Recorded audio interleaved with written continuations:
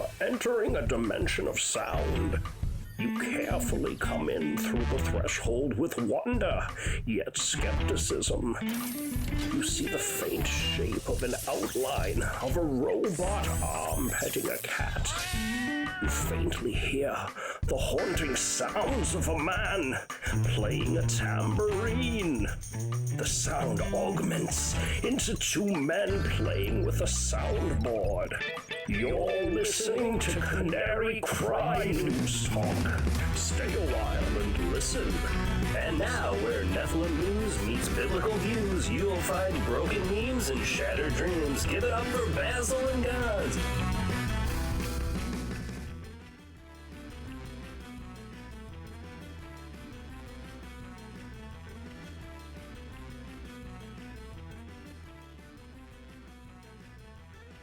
And this is Gons coming at you live for the first time in a long time. And we are, I think it's working. I think we're live streaming currently at the moment on the Face Like the Sun YouTube channel, the Canary Cry Radio YouTube channel, the Twitch channel. This is, I think, the first time anything is happening on Twitch. First Twitch. Well, yeah, well, we don't expect anybody to really be there right now. Yeah.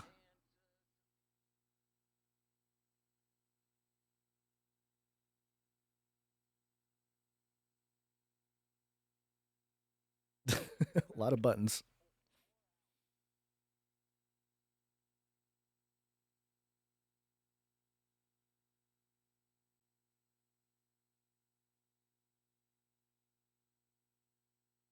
I could tell.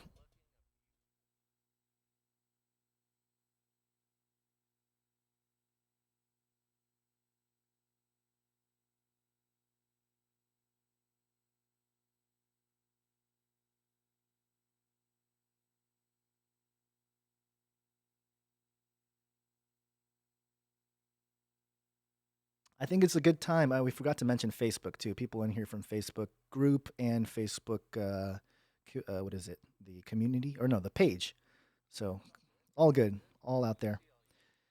Yeah, and yeah, we're all on lockdown here, and at least where I'm at in Orange County, they just announced the full deal last night, and so yeah.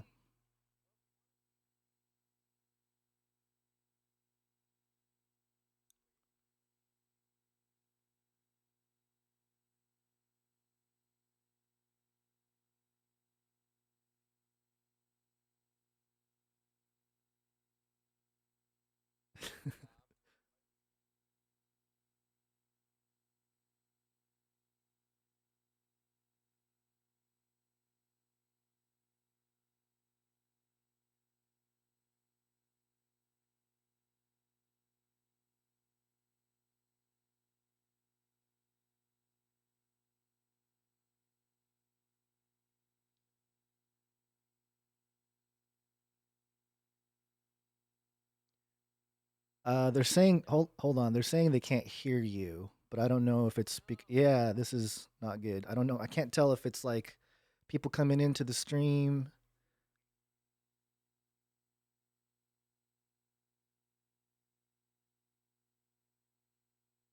Hold on. It could be my fault, and if that's the case, then that's really bad because you haven't been heard this whole time. Hold on.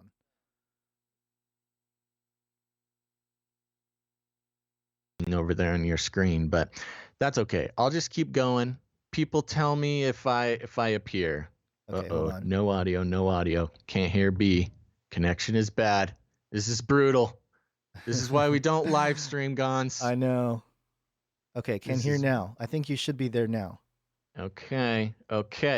Everybody wave if you can hear me. I can hear him now. Yeah, we're back in business. All right, do we need to start the show over? Let's start the show over. Okay. All right. Okay, here we go. Let's just keep going. Just hit that music. We'll start the show over because we need to post it for a podcast, people. Here we go. You guys get the second start. Here we go. You are entering a dimension of sound. More dancing. You carefully come in through the threshold with wonder, yet skepticism. You see the faint shape of an outline of a robot arm petting a cat. You faintly hear the haunting sounds of a man playing a tambourine. The sound augments into two men playing with a soundboard. You're listening to Canary Cry News Talk. Stay a while and listen. And now, where Nephilim news meets biblical views, you'll find broken memes and shattered dreams. Give it up for Basil and Guns. Okay, you are listening to Canary Cry News Talk. This is take 2 on the intro, everybody. Welcome. Today is March 18th, 2020. And this week, we're checking in with a Corona Cry News Talk. That's right, a very special episode. We're going to be doing a little bit of an extended episode, so everybody that complains about the 29-minute runtime on the usual podcast, you're welcome. We are here for you, and I want to give a big shout out to everybody who is watching live. We got YouTubers, we got Twitch people, we got Facebook people, we got Periscope people. We are coming in on so many channels, and we're so happy to have you guys watching live. Okay, this is a little nerve-wracking for us. We've been talking about going live for literal years, and we finally done it. So this is, and of course, this is perfect timing because everybody's trapped in their house because full government lockdown has now been initiated, which means we literally have a captive audience, Gons. Yep, and your name is Basil. And my name's Basil. Totally off rhythm, but it's okay. This is a reboot. Everybody live streaming got to see the flub we had, the technical flub we had at the beginning, but that's okay. Yeah, we're going live. YouTube, Face Like the Sun YouTube channel, Canary Cry Radio YouTube channel, the Twitch channel, Periscope on Twitter, and Facebook community and the page. So yes, we're just like broadcasting all over because yes, you're right. Everyone is home, captive. Everybody is under martial law. Stage 1. I love this. This is what we needed to start live streaming is an audience of prisoners. Yep. So there we go. And now I'll say it again. You know what, guys? We have made a habit, a career about talking about things on our podcast that nobody else is talking about. Maybe it's because, they're trying to hide the truth, or maybe they just have more important things to talk about. But today we are going to dive right into the fray, talking about coronavirus, COVID-19.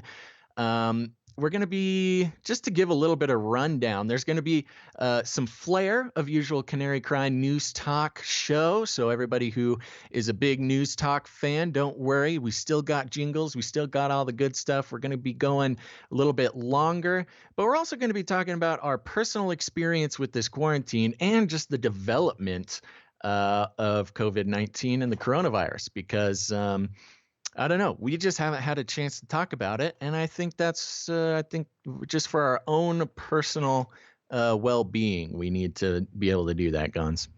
Yeah. And I've shared some thoughts on the YouTube channel and, there's so many different things going on. But do you want to start with the Flippy update? Do you want to Let's do it with the Flippy robots? Update, baby. Okay, here we go. Oh, wait. Here we go. Flippy update. Do you want fries with that? Okay, because of our extended session here, we are going to have a couple Flippy updates. Ooh, one of my Flippy updates just got locked behind a paywall, so I'm going to move to the next one. Which one was that? The first one, Business Insider. I got it. You got it? I think so. But I want it. Okay.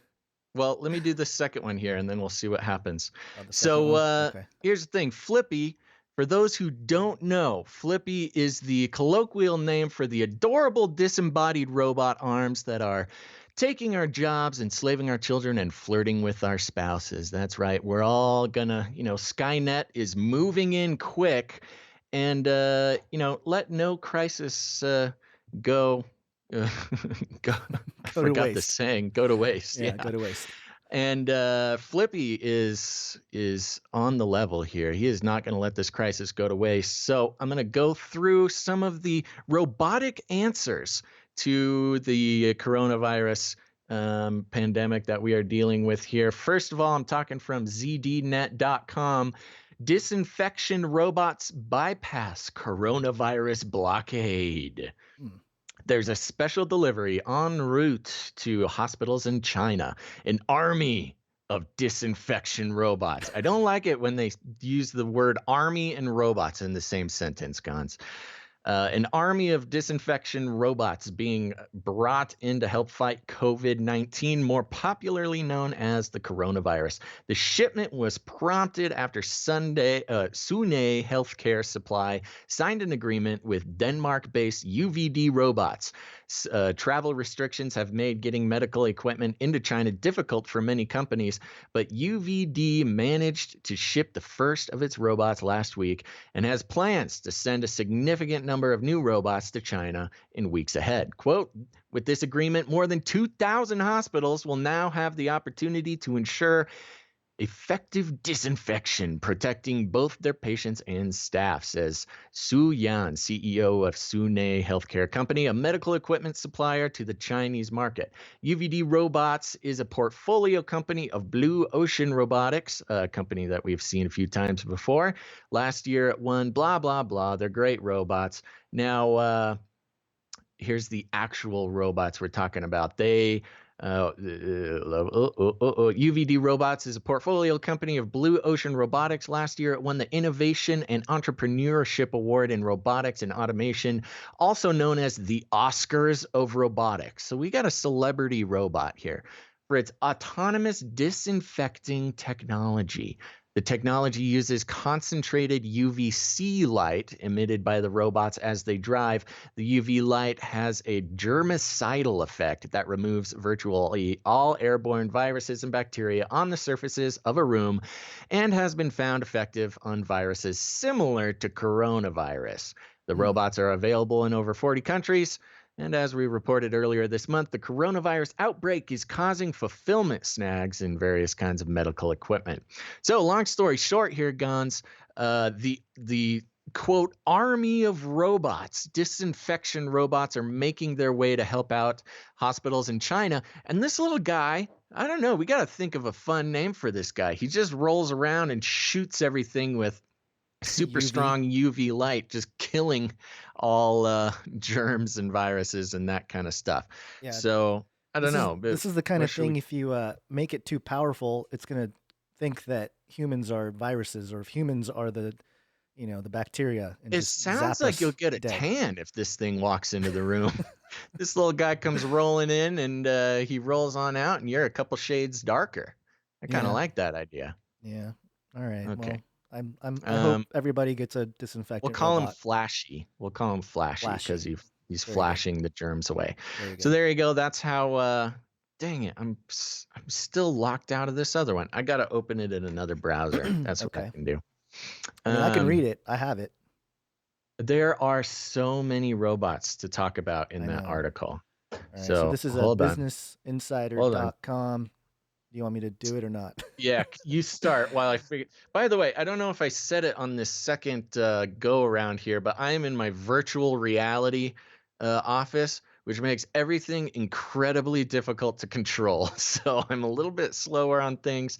Typing is virtually impossible, but I'll try my best here. All right, get us started off there, Guns. Yeah, I'm really hoping that you get the motion sickness from the VR. It makes good video. It's getting there. And audio, maybe.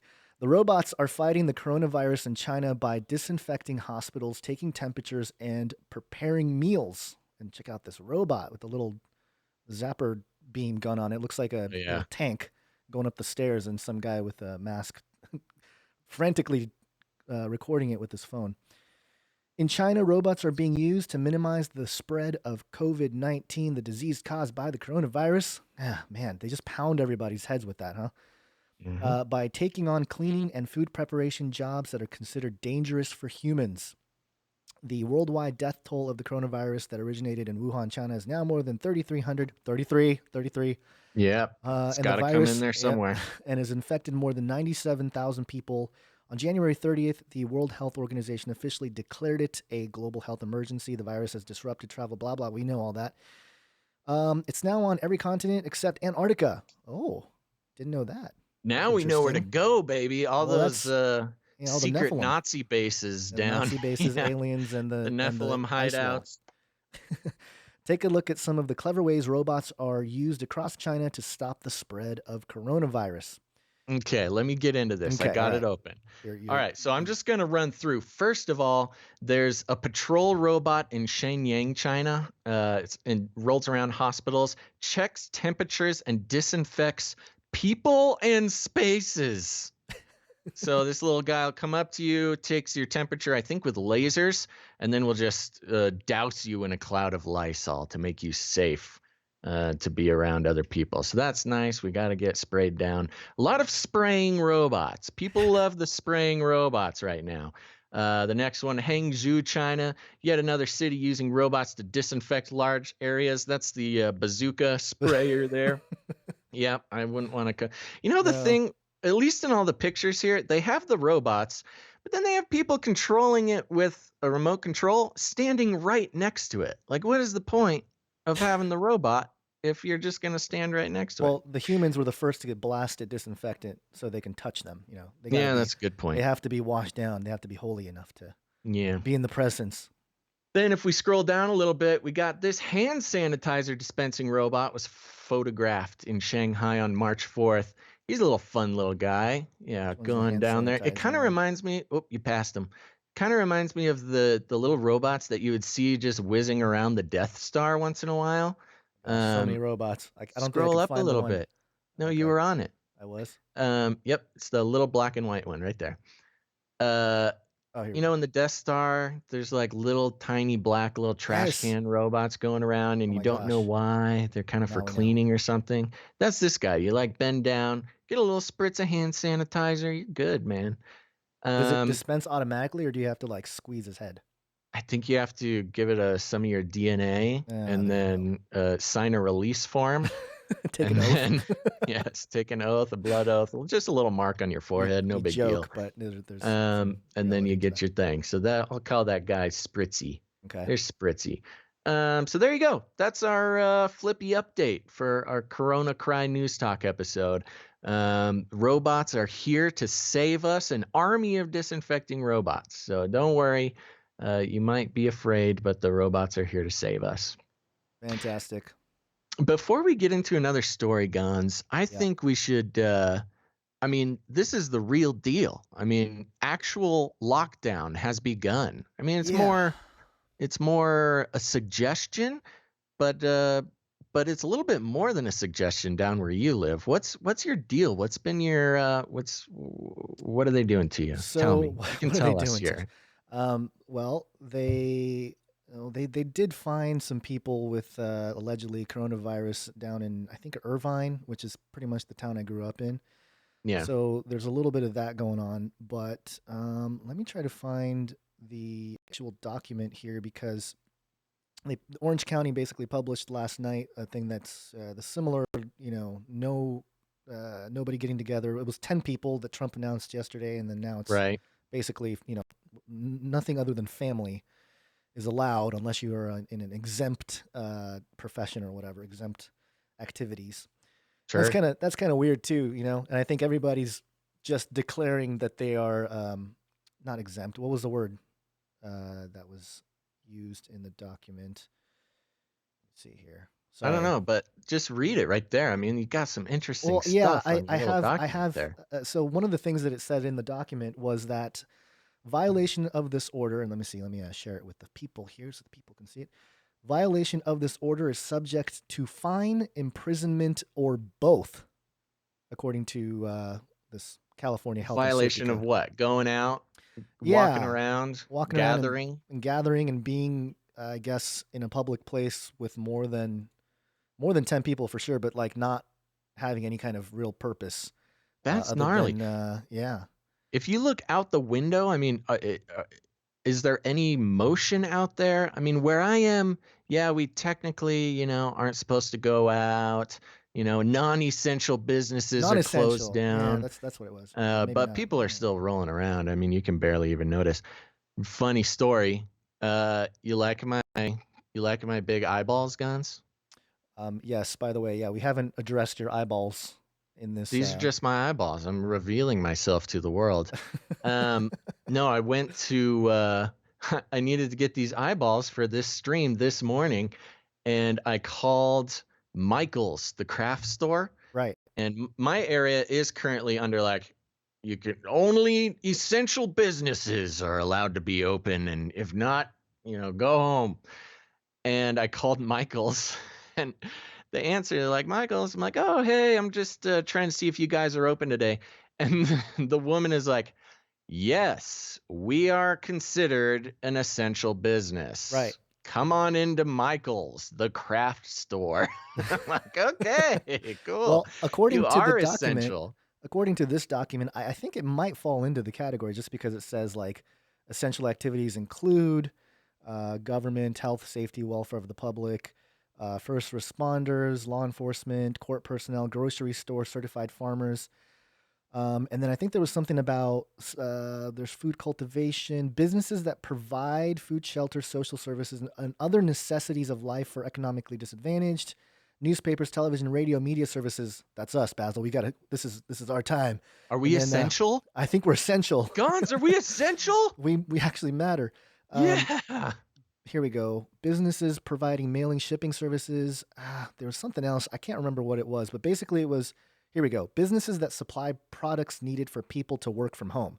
That's very general. Maybe, the Michael's. Well, here's my two theories. You want to hear my theories on Michael's staying open? Sure. Yeah. Okay. Number one, craft store. People need crafts. You're going to be locked inside for a month. You need something to do. You got to go get your googly eyes. You got to get your pipe cleaners. All these, especially with all these kids going into homeschool now, moms or dad got to go get some crafts to keep these kids busy. Yep. And it's essential or else somebody might get hurt. So that's number one. Number two, and I think this one's much more viable, Michael's craft store, lots of different types of paper. I think it's alternative toilet paper store. Yeah, you got your construction paper, you got your glitter paper, you got your streamers. Look, if you're out of TP, get yourself a roll of streamers.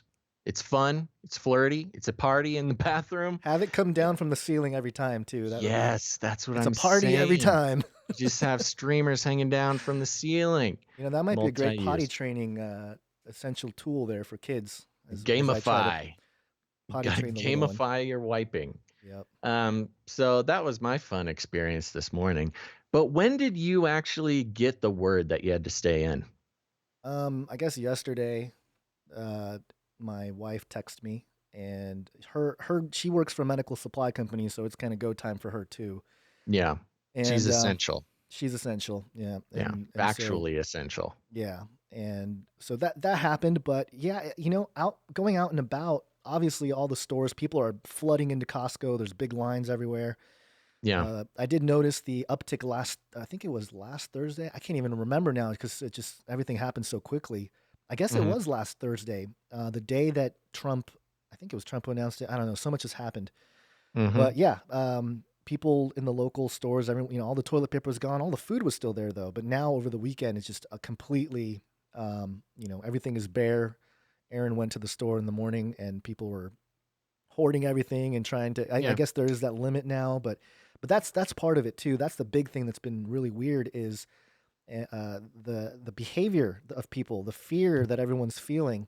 And I was just watching Mel and Aaron's video from Truth Stream Media yesterday talking about fear as the main thing here, and they related it to an old Twilight Zone episode, and it's the one where the people start to freak out because they basically use the television and the radio and all that to make people hysterical, and that's kind of what we're seeing. Right. And yeah. But tell me about your soul, Gons. How has the experience been? Is it spooky? I mean, this is like for real. I mean, this is the weird thing for me. Can I get us started here? The weird thing for me is for 2 months, starting, right when it started coming around, January, February. The news just kept growing about coronavirus. Oh, it's in China. Oh my gosh, it's in Japan. Oh my. I actually had some travel canceled because of coronavirus, and I was like, that's okay, whatever. It's not a big deal. We've had a lot of these, and as we've all heard, there's been a big outbreak of something or other most election years. So I'm like, of course, it's just like an election year control mechanism. Okay.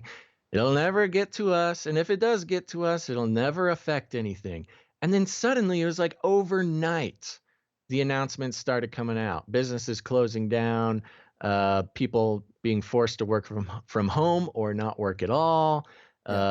Churches getting canceled. My church, not canceled, but moved to like an online thing. Yeah. And suddenly it started being a big deal, like overnight. It was crazy. And one of the big things is, we got to keep in mind that Gons, you're an I generation, I'm probably an average millennial. You're maybe on the upper side of average millennial as far as ages. I'm the oldest of the millennials. You're hanging the oldest? by a thread. Yeah, I'm considered a millennial by the year. Oldest millennial. Glad to have you on the show, old man. Old millennial. Go ahead. But we've never experienced a national thing like this. There was 9/11, but 9/11, with the exception of TSA and pretty much TSA. TSA was the biggest thing that we all kind of said okay to after 9/11. Okay, yeah, if I want to fly, I gotta get felt up by some weird dude with the back of his hands because he's respectful. But not a day-to-day change of life. Whereas this has just been like what you hear about in World War II, where the whole country changed and people started giving away their metal to the government and things like that. I guess there was the gas shortage in the 70s, I think was the closest one, I guess. Yeah. Is my opinion. That would be weird to not be able to buy gas. That's kind of what I feel like. For me, a millennial to go into a grocery store and have an empty shelf? What? Yeah. It really was kind of a mind-bending experience to actually have empty shelves. Yeah. You know what I think has been the funniest thing, though? Well, maybe not funny, but just the mindset, maybe the state of mind of people. And this came from my own daughter too, the older one. But one of the things they said was like, you know what nobody's considering? Amazon. Just order it online. And of course, everything got backed up online too. And I don't know why that would be a thought. It's like if you kind of knew what was going on, it's like, no, if everything stops, everything kind of stops. I guess it's not completely stopped with Amazon and stuff, but no, Amazon's going, man. I know, but I'm saying that if there is that full lockdown to the point where everything stops, then yeah, even Amazon is going to stop. But I thought it was convenient that there's like, all the talk about drone delivery and all these things are like, there's a really good use case for a lot of that stuff that we thought was just, hey, totalitarian lockdown, whatever. And now it's like, yeah, give us the drones so we can have our delivery if everything is give us the drones. We want more drones. Yeah. So well, that was the interesting thing. Well, I lost my thought. But you want to go to a story? Sure. Did you want to do the church thing? Because that's what I was going to do. Okay. Yeah. We don't have a jingle for anything like that, do we? Oh, just hit any jingle. Hit any jingle? Hold on. I gotta get into my jingler. Give us some lasers or something. Well, how about this? It will kill. Okay. Well, so, here. Gosh. Okay. Hallelujah. There we go. All right. So here's something that, so obviously, my church, went to online, shut down its building, a little bit more by choice than it was mandated. But I hear churches down there in Southern California are actually having their permits for a meeting pulled. So they're actually officially not legally allowed to gather, which I thought was interesting. But we're going to go with this story here. NewYorkTimes.com. So it's going to be great. A Sunday without church In crisis, a nation asks, what is community? Oh my gosh. That sounds like the church we met at, Basil. What is community, Leaning to brothers and the sisters? buzzword of the church. Go ahead. It was Sunday morning, and the vast parking lots of Bridgeway Community Church sat empty. Instead of greeting thousands of worshipers, volunteers stood in the damp cold, ready to explain to anyone who might not have heard that services are now online only, at least until the threat of COVID-19 has passed. Inside, the Missions Cafe was closed. The halls no longer resounded with congregations singing or children racing to Sunday school. For a church whose stated mission is to be a multicultural community, quote, where people were sad they had to wait a week to come back, end quote, waiting took on a whole new meaning. This week, as the coronavirus has spread, one American ritual after another has vanished. March Madness is gone. No more morning gym workouts or lunches with coworkers. No more visits to grandparents and nursing homes. The Boston Marathon, held through war and weather since 1897, was postponed. And now it was a Sunday without church. Governors from Kentucky to Maryland to North Carolina moved to shut down services. Ooh, harsh language. Mm-hmm. Governors shut down services, hoping to slow the disease's spread. Catholic dioceses stopped public mass, and some parishes limited attendance at funerals and weddings to immediate family. On Sunday morning, the Vatican closed to coming Holy Week services to the public. The number of Americans who regularly attend church service has been steadily declining in recent years. Many have left the traditions of their childhood, finding solace and identity in new ways. But for the 1 in 3 adults who attend religious services weekly, the cancellations have meant a life rhythm disrupted. And for the broader country, canceled services were another symbol of a lost chance to be still, to breathe, and to gather together in one of the oldest ways humans know, just when such things were needed most. Across the country, congregations made do on Sunday as national warnings against large gatherings rose. Some churches chose to gather in person anyway, and they were all rounded up and put in FEMA camps. Nope. Others buckled down and tried something new. In interviews, Americans who attend churches large and small, from Minneapolis to Louisville to Raleigh, North Carolina, described how they had been faring these last few days without an important anchor in their lives. Okay, I'm going to go through this. Lots of empty chairs, thousands of empty chairs, etc., etc. Now, this is where I thought it was interesting. It's got a section here where it says, an unraveling of social fabric. Now, keep in mind, this is in the New York Times. They're not necessarily, the most friendly to, just religion. I'll say religion in general. In Northeast Minneapolis, Stephanie O'Brien got the email just after noon on Friday. Worship on Sunday at her church, Mill City, was canceled. The public elementary school where the church meets each week was pulling all permits until at least the day after Easter Sunday. That's a while to guard against the virus. So much in this world is uncertain that even the small consistency of gathering each week can become the most certain part of someone's life, said Mrs. O'Brien, a co-pastor. I gotta say, that's quite the classic pastoral hyperbole there, I think. We're all you've got.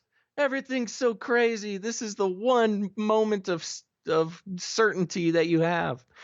Quote, it's like pulling the string and unraveling of the social fabric, she said. Quote, I also don't want people to lose their sense of meaning and purpose. Well, that's very pastoral. A lot of pastoral caring there. Are people really going to lose meaning and purpose? Meaning and purpose because they can't go to church. Intense. Look, hey, I'm a fan of church. I'm a big fan of church, but it's okay. You're not going to lose your meaning and purpose because you miss a week.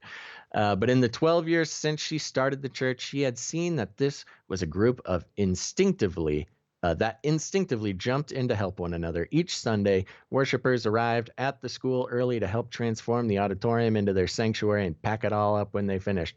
And sure enough, this Saturday morning, when she checked on the church's Facebook group, a young couple had shared a flyer they had designed and encouraged others to print out and distribute on their blocks. Quote, need someone to watch your kids so you can go to work? Need someone to pick up groceries, medicine, supplies, etc.? Need someone to help you find free food? Need something else? We're young, currently healthy people with relatively flexible schedules. Call, text, or email us. I really like this, Gons. Is somebody doing this in your town? Yeah, I think a lot of people are. A lot of people are Yeah, definitely you know doing it. what? This is the biggest thing. I like this because it's the biggest sign of churches actually doing what they need to do. Yeah. Even though you're not, there's a lot of people freaking out about services not being held on Sunday, talking about, this church has no faith because they didn't keep their service open. It's not about that. I mean, if your permit gets pulled, your permit gets pulled. But to then turn around and devote yourself to helping the people in your neighborhood, that's what it's all about. I really like this. Yeah. Well, hopefully, this is a time for the church to be the church in terms of not just, even it doesn't really matter with the theology in terms of, or I guess eschatology maybe is the more Yeah. appropriate term there. But yeah, to act on, what would Jesus do and really get out there and help people out because there's that narrative that it's targeting older people and that kind of thing, but that's in the realm of the virus. But in general, people respond like this. This is good, and the churches respond like this. This is good. I would be concerned if the church was not responding this way Yeah, in no, general. this is So great. I'm loving it. So good job, everybody doing that. And yeah, we're in this place right now where I think the biggest, people are talking about a lot of tests, especially for Christians at this moment, with the lockdown and impending mark of the beast, things like that. And we're all going to be tested. I think the biggest test is if your church shut down, are you just staying at home griping about it, or are you going out and doing something? I don't know. I think that's the mentality that you're going to have to take, because we know that in the past, historically, and as is written, so it shall be. The church will come under serious persecution. It's just going to become very unpopular to be a follower of Jesus. But just because you have a place to show up to on Sunday doesn't mean that you're really following in Jesus's footsteps. The real test is how are you going to respond to this type of, I would say, soft persecution. It's not really persecution, but hey, you're getting your permits pulled. That's something. That's not nothing. well, it's a little more. I mean, this is another story from around the world, but this is South Korea. Mm-hmm. Warns churches over flouting restrictions, and this is Associated Press. A South Korean province surrounding Seoul has threatened to shut down nearly 140 churches that have failed to implement preventative measures amid a spread of the coronavirus in the country's most populous metropolitan region. That's a tough name. Gyeonggi Province said Tuesday that it had issued an administrative order for the churches to list the name of attendees, screen them for fever, and ensure that they wear masks and are at least 2 meters apart during services until March 29th. The province can close the church and fine them as much as $2,400 if they fail to abide by the order. More than 70 of the province's COVID-19 cases have been connected to gatherings at Protestant churches. 46 of the infections have come from a small church in the city of Seongnam, where officials possibly worsened infections by using the same spray bottle to inject salt water into the mouths of followers in an ill-advised effort to disinfect them. What? Yeah, what the heck? Salt water? Oh no. I don't know. Yeah, some bad, That's not some good. bad internet PR or internet propaganda. South Korea has confirmed 84 new cases of the virus and 6 more deaths in the past 24 hours, bringing its total numbers to 8,320 infections and 81 fatalities. Yeah, and it goes into some other places here, but yeah, I mean, I guess if the church, it's interesting because just locally here in our church, we did have service on Sunday, but we didn't do a lot of the communion and that kind of thing. Mm-hmm. But nobody was shaking hands. Nobody, there was nothing. Everyone was kind of Yeah. keeping their distance, and that was weird. And even just walking around public, or You didn't get all those church lady hugs that you love so much? yeah, none of that. Yep, Okay. it's awkward and weird. But I I mean, like church lady hugs. but they were trying to figure out, and I was helping the church here try to figure out how to get the live stream up and running, and so they can at least keep a service going. So Well, you're a millennial, so you're I a know, de facto I know, IT guy. de facto IT guy. Yeah, that's true. That's a sad truth. Anyway, yeah. I mean, Okay.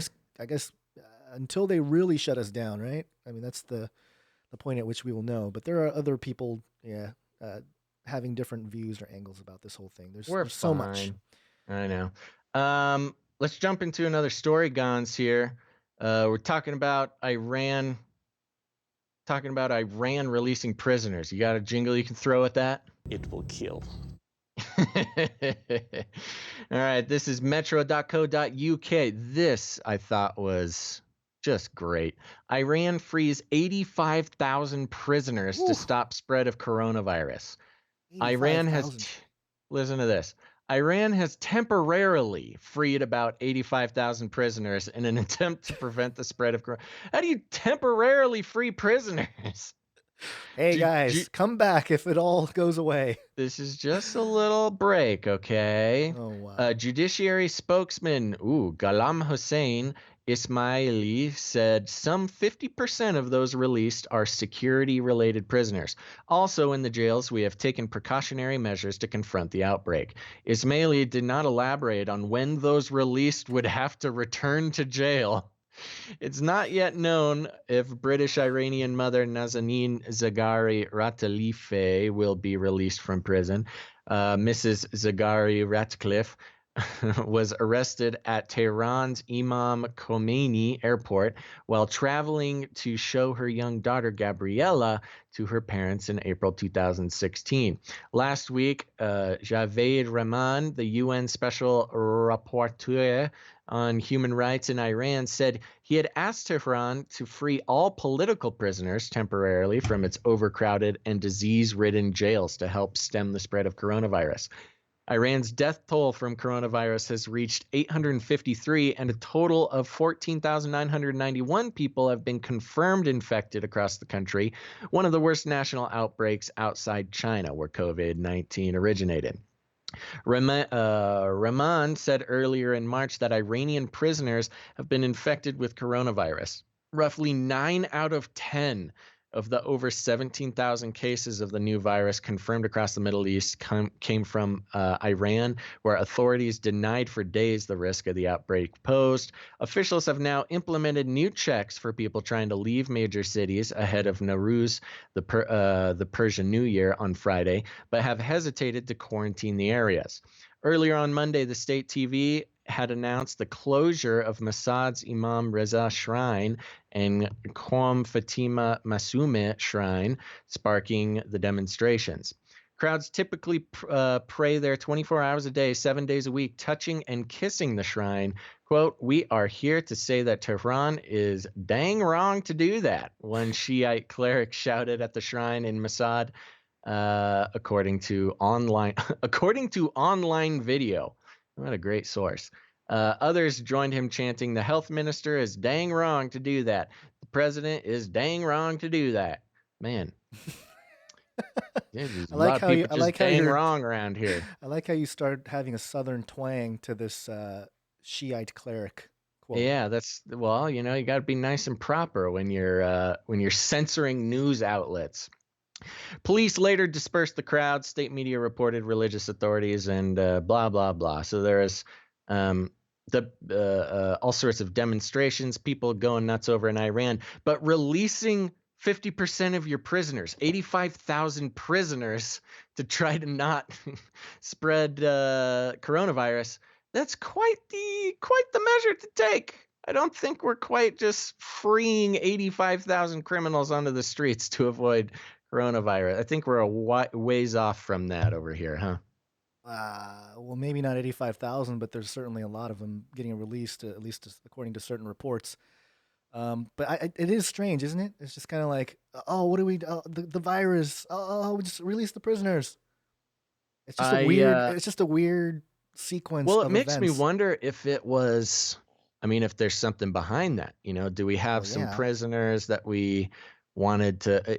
I don't know the nature of these particular prisoners, but let's just say, if we're watching Jack Ryan or something.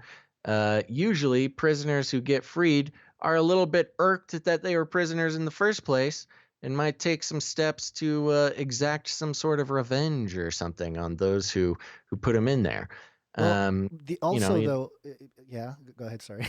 And you just never know, what those people are involved in. I don't know. I want to know the math that the government did to try to figure out, what is the math that freeing 85,000 criminals was safer to keep people safe from Well, COVID-19.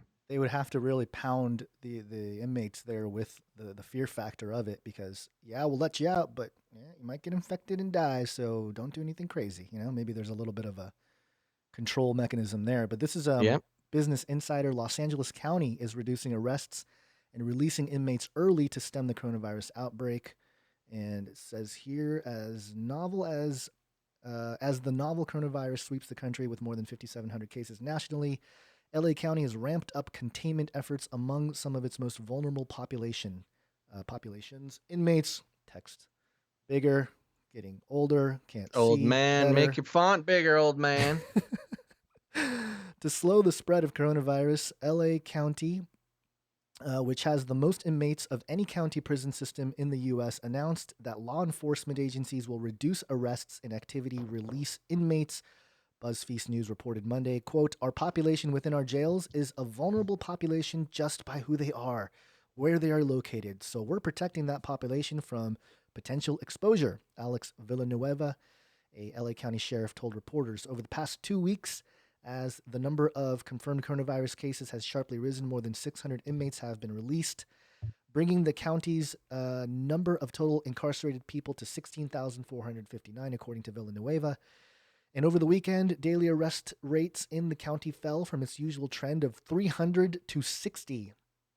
Quote, "That gives you an idea what each agency is doing, and they're doing their best," Villanueva said, adding that 35 inmates are quarantined across 3 jails after displaying symptoms of COVID-19, the disease caused by the virus. No incarcerated individual has tested positive for the disease. Health experts say America's incarcerated population of 2.3 million, the world's largest, will inevitably be affected by the epidemic. It is not a matter of if, but when, according to 55 human rights advocates demanding humanity, not cages. Hey, they're stealing our tagline. Changing it up. Think outside the cage. Set all the prisoners free and all the animals in the zoo while you're at it. Human rights and animal rights. Yeah. Yeah.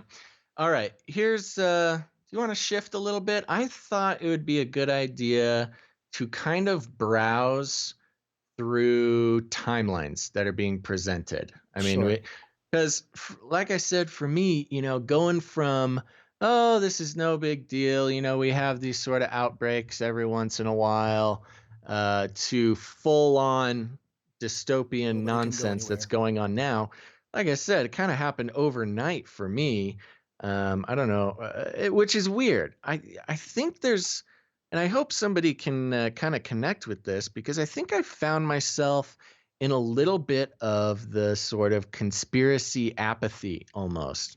Because, like I said, we've had so many other big outbreaks that we're all supposed to be afraid of.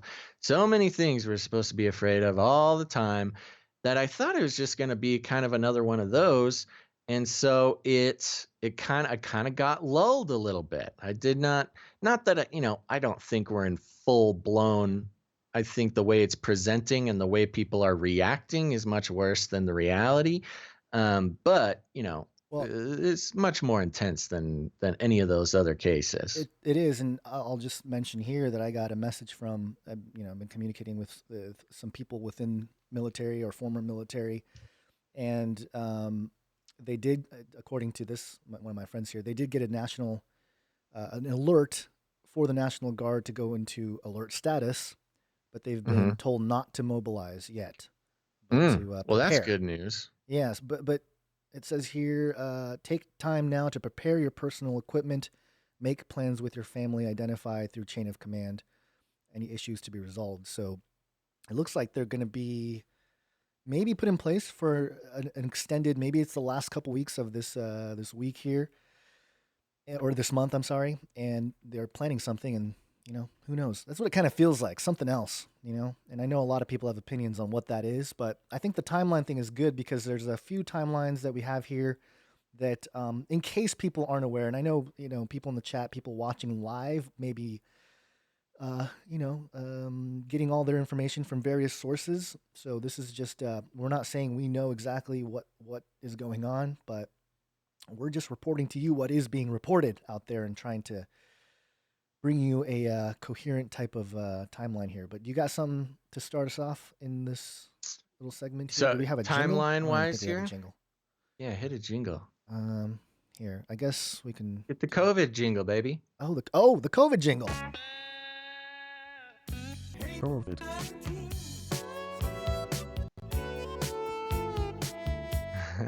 Hit it again. One more time. COVID. Who sent that in? COVID. You got who sent that in? Who do we COVID. have to thank for that? I got to pull it up. Sorry. Yeah, pull it up. By the way, people who have not listened to Canary Cry News Talk before, we got a lot of jingles. We're a little light on jingles this episode, but it's a special episode. But we got a lot of jingles. We put a lot of calls out for jingles. So if anybody out there knows their way around some soundboard stuff or some editing software, we'll put calls out for jingles. Send them in. You'll be a producer for that episode. Yeah. Who's the producer that sent in that jingle, Guns? This was Peter. Peter, thanks, Peter. Yeah. We put out the call. You were the only one who answered, Peter. So you are number one in my book, and also that's a challenge to anybody else. If you want to make us a jingle, you can send that to canarycryradio@gmail.com. Go ahead and do that. Okay, let's get into a little bit of a timeline here, Guns. Okay. Because as is being reported constantly, I keep losing my microphone. It keeps drifting away from me. Gotta keep an eye on it. I know. Well, it's hard. I can't see anything in this virtual. You know how reality. ridiculous. You know how ridiculous you sound when you say "I can't see anything" with your giant googly eyes bouncing around. Eyeballs. Yes, these eyeballs—they're just simply cosmetic. My cosmetic eyeballs. So let's see here. I'm just taking from a Westchester News 12 thing here. It's a local news site, but they are getting this. Everybody's getting the same article from like AP and these news distributors. So it's the same article that's found all over the place. They need to update their website because it's telling me it's not secure. Go ahead. Ooh, busted. News 12 Westchester. Come on, News 12 Westchester. So you'll see right there, December 31st is the start of pretty much every single coronavirus timeline. This says the first cases of what was thought to be pneumonia were reported to the World Health Organization. It is believed that animals sold at the quickly closed Huanan market in Wuhan, China, were the source. Within a week, it is confirmed that the Chinese patients have the novel coronavirus. The WHO, World Health Organization, labels it COVID-19 or coronavirus disease 19. All right, so that's when they have it starting. But there's a couple interesting things that happened before that. I'll just take one step back, and that was Blue Dot AI actually. Well, let's get into this. Let's see if got the right article here.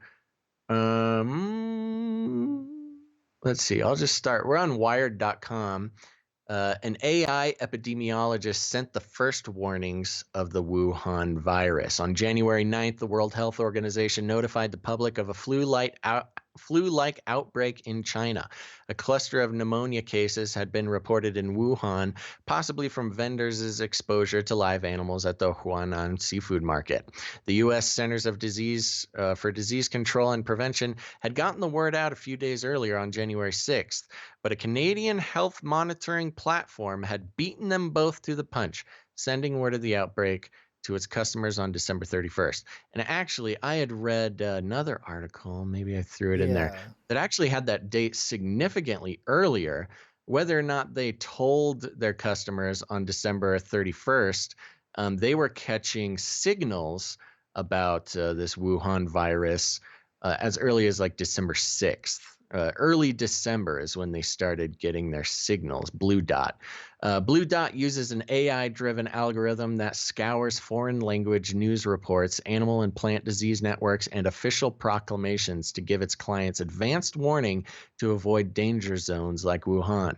Speed matters during an outbreak, and tight-lipped Chinese officials do not have good track record of sharing information about diseases, air pollution, and other natural disasters, but public health officials at WHO and the CDC have to rely on these very same health officials for their own disease monitoring. So maybe an AI can get there faster.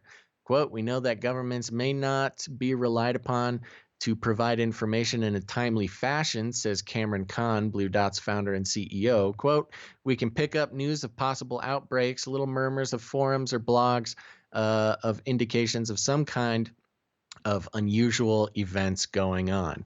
Then they go into the algorithm. They talk a lot of tech business, a lot of technical things there.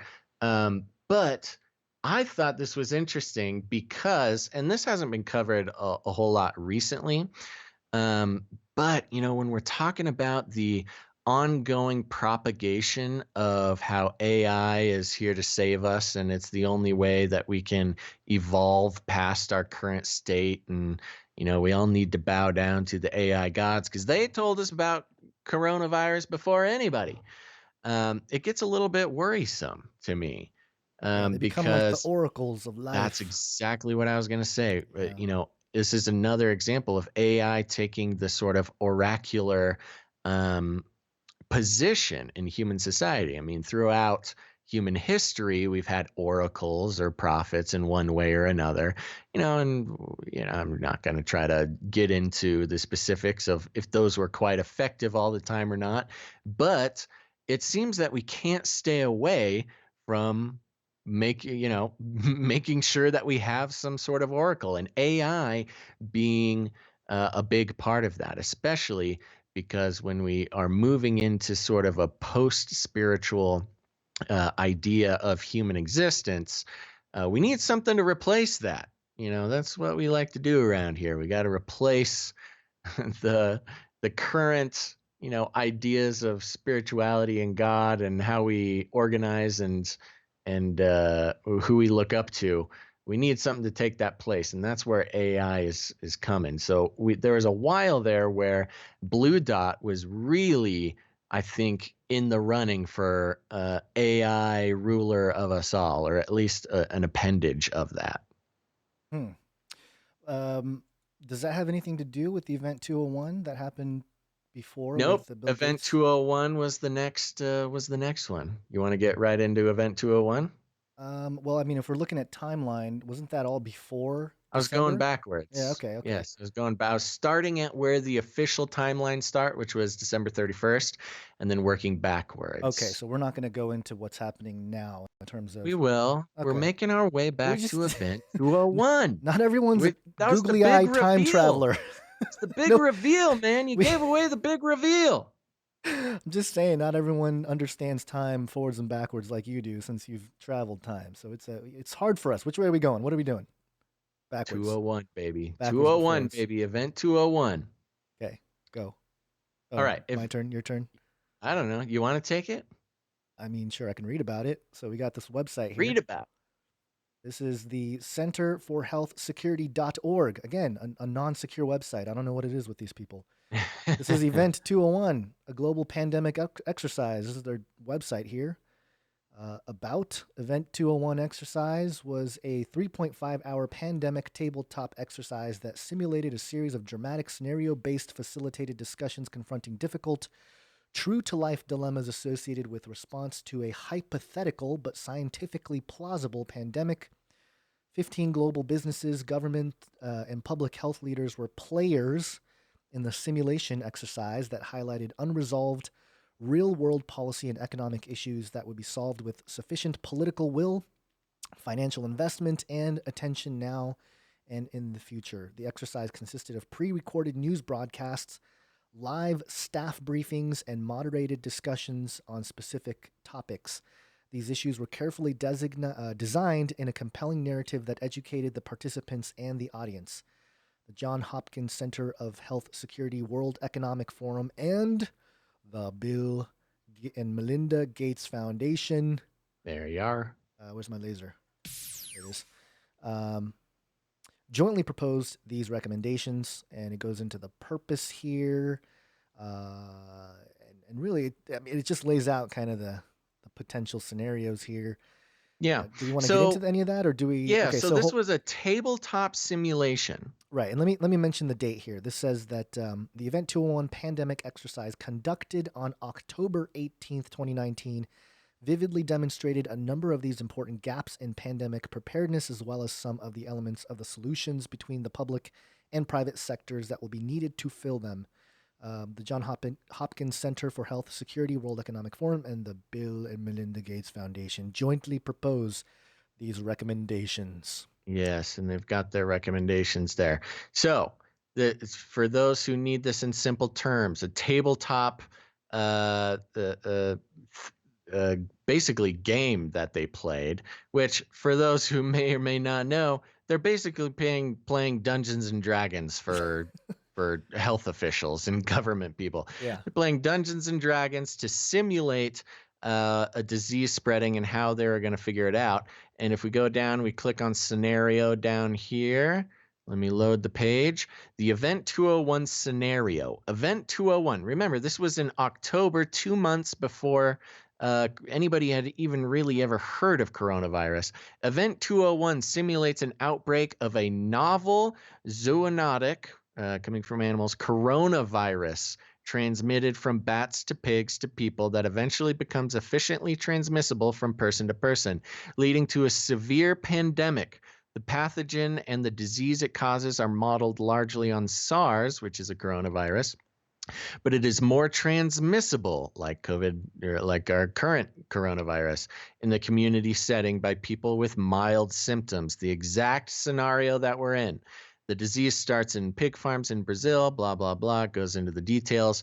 But there you go. They are running a simulation of what could the world handle a coronavirus pandemic.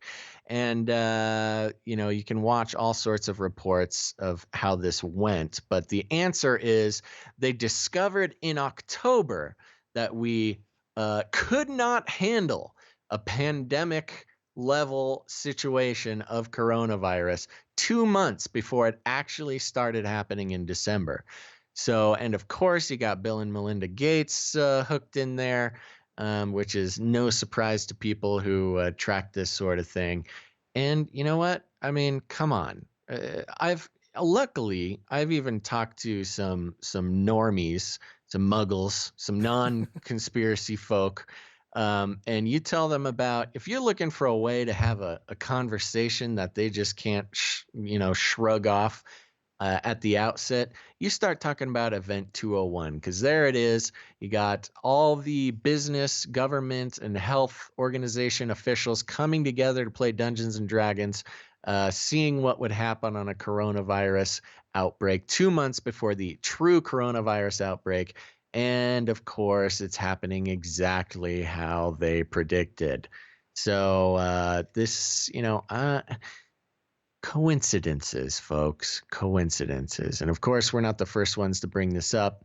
But in case anybody was not aware of Event 201, when you're looking at the timeline of how this coronavirus thing started, you got to go further back than December 31st.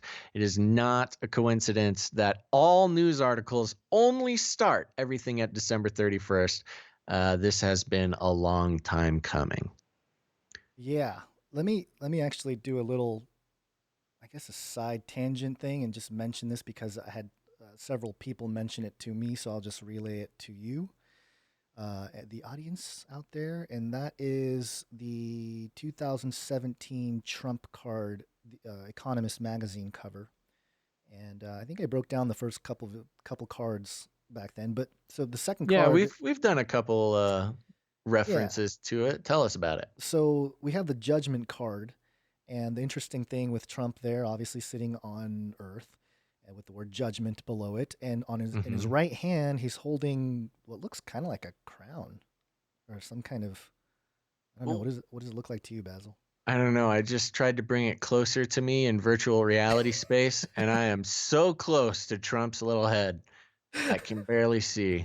I don't know. Yeah, like a crown, or it kind of reminds me of something the Pope would have. You know, a little golden ball with some Golden ball with a little. protuberances. Yeah. Kind of looks like a coronavirus to me, Gons. And in his left hand, he's got a staff with an eagle, the phoenix. Yeah. And then he's sitting on the American flag, which it's normal. But people have pointed out that even at the time, people pointed out it kind of looks like he's using the American flag as toilet paper. And it's just interesting that we're in this era now where all of a sudden people are freaking out about toilet paper. Toilet paper? That's the connection. People are bringing stuff up. It. I am just relaying you what people tell me. I like it. There's other stuff here that's everything's crazy, noteworthy to break down, but for time reasons, we won't do that today. But yeah, just something to point out there. With other stuff. No, very interesting. Right hand, left hand. By the way, for those who don't know, if you don't listen to Canary Cry News Talk, first of all, you should. Okay, I see a lot of people in there I haven't met before. I'm happy to see you guys here, but not only do we do a bunch of stuff on YouTube, Gons mainly, but we also put all this stuff out as podcasts. So head to your favorite podcast player, search Canary Cry News Talk, and subscribe, because we're doing this every single week, folks. And you're gonna want to get in on that. And those of you who have listened to the podcast, you've heard me tease a segment. Basil's bunker, baby. People are always asking me what's in my bunker. How am I prepared? What's your favorite tinfoil hat brand? And I got it all for you, baby. I'm gonna keep bringing it to the show. But one of the last ones that I talked about, here's the thing. I've been a mild prepper for many years. Okay, and so this has been a real interesting situation to suddenly be. I don't even know, vindicated. All that time and energy I've spent preparing, everybody running around buying toilet paper, scooping up all the shelves, and I'm just sitting back, baby, I've been ready for years. So that's very nice. But talking about the toilet paper freak out, my last Basil's bunker, I just wanted to let everybody know a prime apocalypse tip here, and I recommend everybody think about this. Instead of stockpiling toilet paper, it takes a lot of space to store the toilet paper. It's highly flammable. It's a fire hazard. It's just generally a pain in the butt. No pun intended. But my solution, last Christmas, I was given a bidet. That's right, a bidet. It's very Euro. I'm not that Euro of a guy, but a bidet is probably the most Euro thing about me. And Americans are a little freaked out by bidets, understandably. That's totally okay. But hey, you can get bidet attachments to your toilet for really cheap. I mean, I saw one starting at $25, a little attachment. You hook it up to the water source coming straight out of your wall there. It doesn't suck up the actual toilet water. You get fresh water. And I don't even need any toilet paper. I haven't purchased any toilet paper in preparation. As long as the water's got pressure, I am all good. And I recommend people. It's a good experience. It's overall it's improved the bathroom experience. So get on it, everybody. All right. Gons, have you gotten your bidet yet? No. Not well, yet. I see Jason in the chat room has a bidet. He says bidets for the win. So get on it, folks. Okay. There's your PSA, Basil's bunker. Yeah. Okay. All right. I don't know how to transition. Are you okay? Yeah. Come on, man. You're a professional. You should have something to jump right on. You want to go back to the timeline? We can go back to the timeline. And are we going to go the opposite direction now? Actually, look, I did have an article up there that was just another example for people to use as official documentation, or at least a reality that they were doing this simulation, the Event 201, back in October. But I think we can move past that one, other than to mention, and as a side note, Bill Gates, since then, he purchased a yacht, like a crazy yacht, right? And I know some people were saying that story wasn't true, but They always say that about, you know, Apparently, rich no people. stories about Bill Gates are true. That's what's weird, right? Anyway, so he bought a boat, and then he stepped down from the board at Microsoft and Berkshire Hathaway, along with like every CEO known to every giant Yeah, company. that was weird. Do you have a rundown on that? Why did all the CEOs step down? Um, Was that a Me Too thing or a Pizzagate thing or yeah, they were all potentially, saw COVID coming and just wanted to chill? potentially all of the above. I would imagine that some of it had to do with some of those issues there, but um, I think regardless, because we don't know for sure, we know at least in my opinion, regardless of whether it's because there's a lockdown of an arrest of these people coming or not, they definitely cashed out. Probably right as Yeah. CEOs, they got a huge pump in the market and they got to cash out because it really is insider trading if you're cashing out at the time. I mean, look at when they cashed out or look when they stepped down. It's all at the end Hmm. of January. It's before all the lockdowns started happening. So it's a little bit too convenient in my mind. And I Yeah, think that, well, and there was the Walton family, the Walmart family. They moved 48 billion from Walmart stock into their family trust, right. which means they were trying to protect the money. Yep. And that happened a little earlier. I think that happened around October. Yeah. So there's all kinds of rumors flying around now with the changing of the guard in terms of the hierarchy, so to speak, of the NWO. It's hard to. I mean, this is such a weird time because I just have no idea who to really truly trust when it comes to information. And obviously, there's your official sources, but even then, it's like, okay, how do we know that that's official? You can Uh, trust me, Guns. I know I trust the googly eyes, but other You than that, trust me. Just look into my eyes and trust what I tell you. um, Go to canarycryradio.com/support. You value what we do here, and you don't want us to run ads and sell your attention for our own personal gain.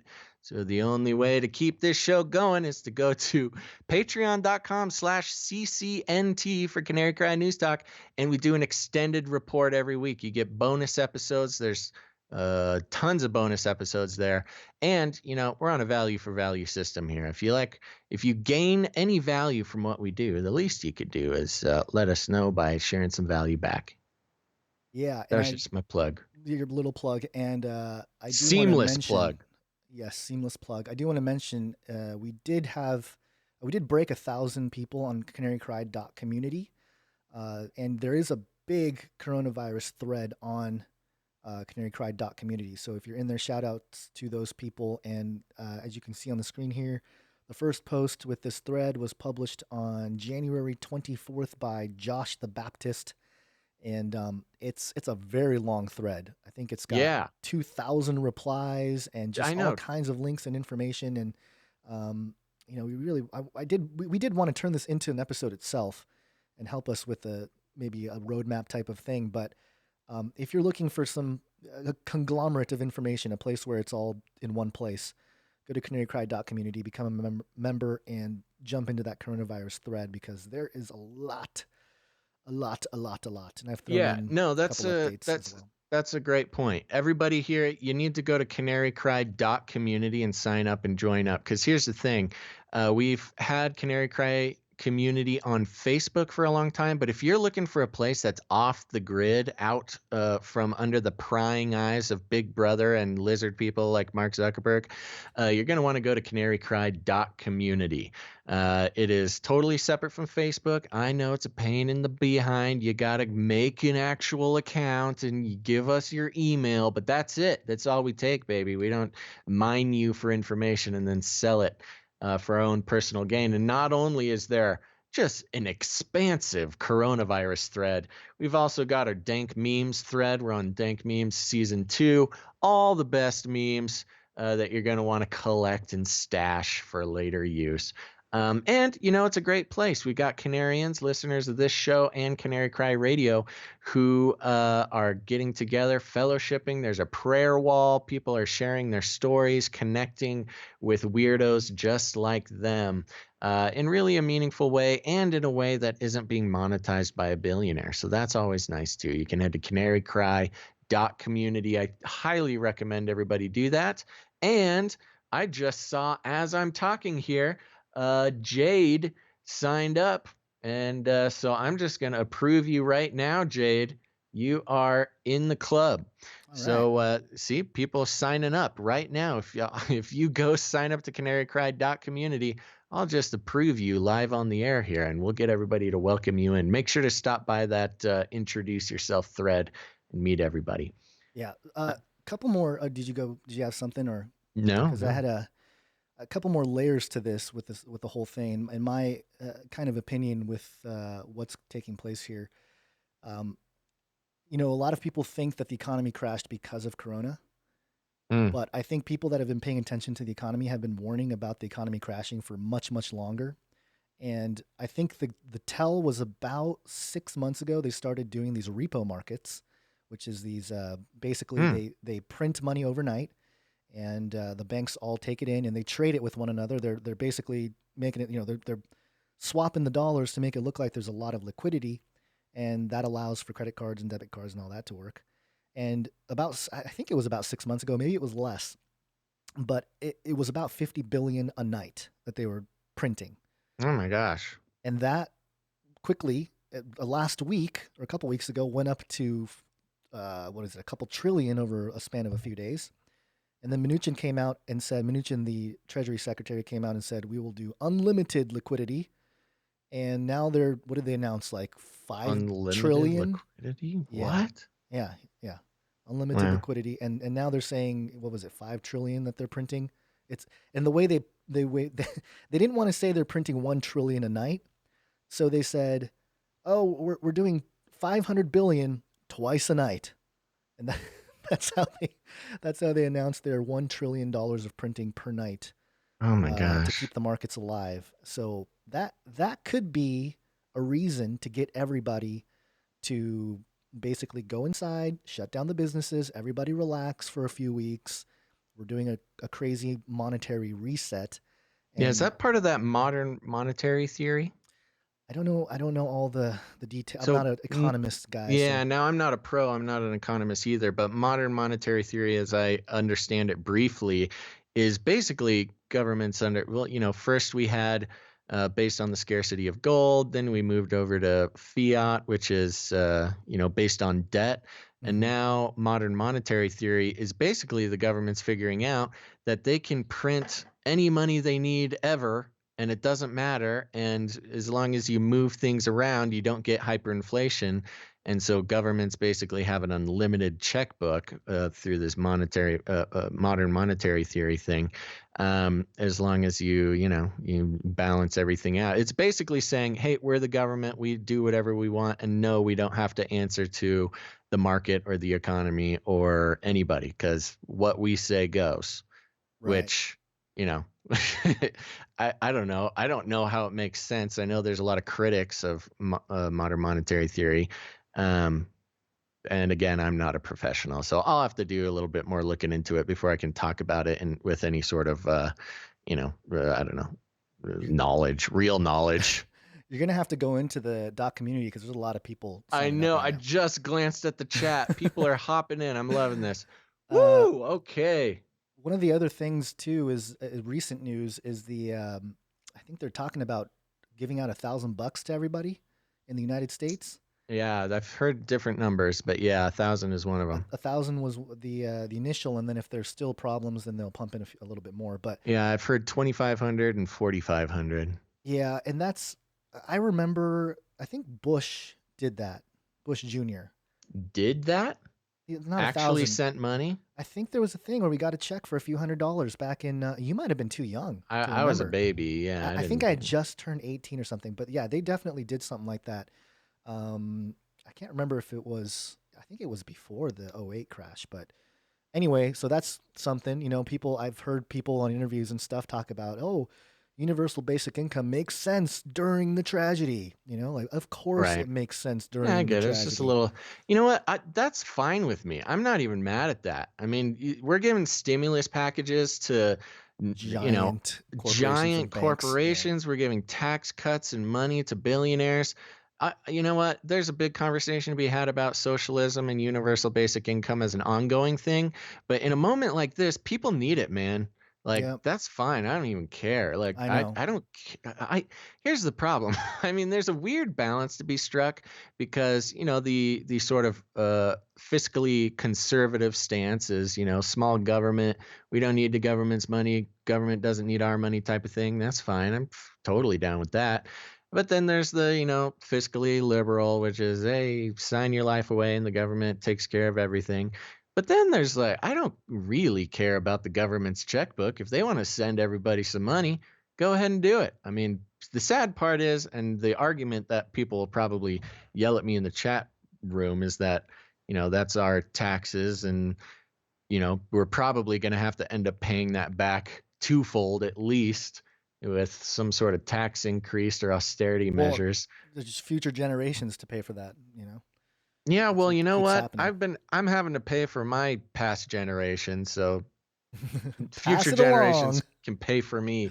Modern monetary theory. I don't know.